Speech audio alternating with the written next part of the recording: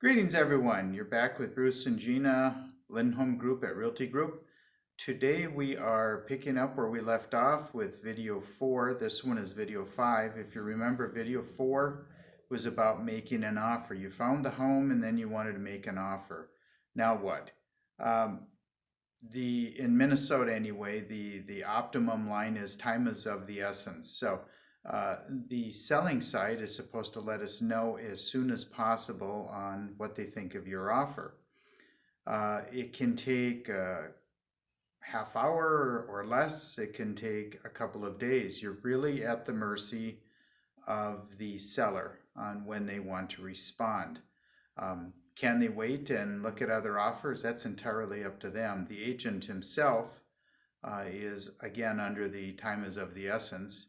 But if he is directed by a seller, he has to go by what they want him to do.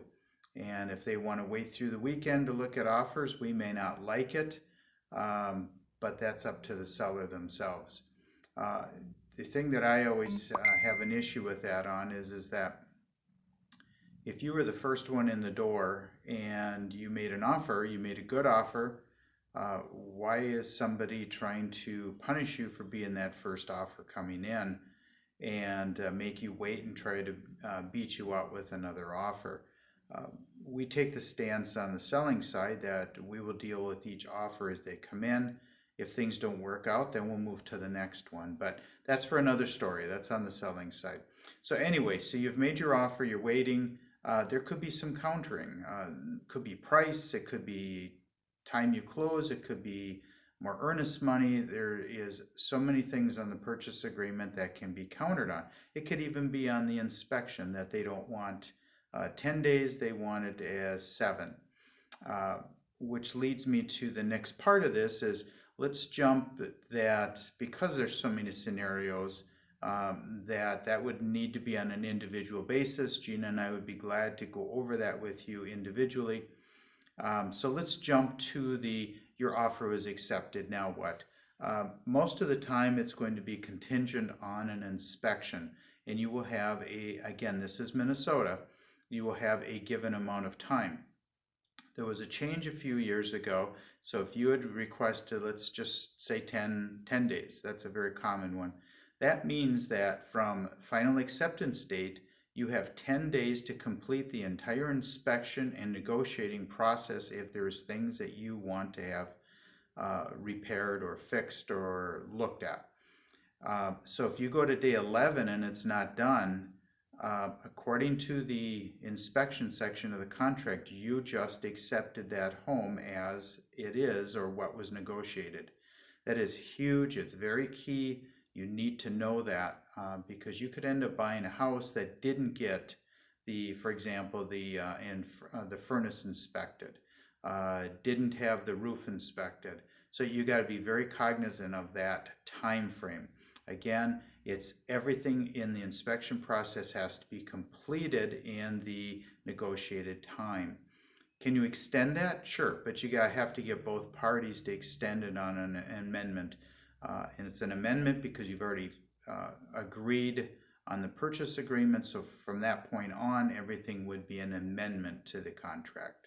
So anyway, so the negotiation process too on the inspection, this is something else that folks don't realize is that when you ask for repairs, and we always let our people know it's entirely up to them, but if you keep it to health, safety, and major expenses, you will eliminate some of the trivial things that may upset the selling side.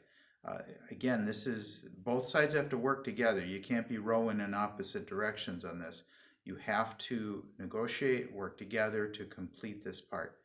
The piece that a number of agents don't realize, I know that from talking to them, and also, of course, the buyers, is that in the negotiating process of an inspection, the seller, when you send over what you want requested, can say, no, we're done, the contract's over, and move to another offer because you renegotiated or you reopened the negotiating process.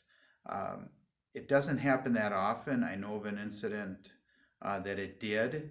And of course, the buyer side was furious, but that was in the contract. It's right in there under the inspection piece of it. If you or if you want to negotiate repairs of that, they can say so long and move to another buyer. Again, it doesn't happen often, but be aware. So when you go in, no, you don't want to not look at things that are really important and should be looked at or repaired, but you need to be aware of some of the smaller things. We've had some of our buyers, we've talked to them about maybe not asking for the bathtub to be caulked, for example. That's something they can do after they buy the home.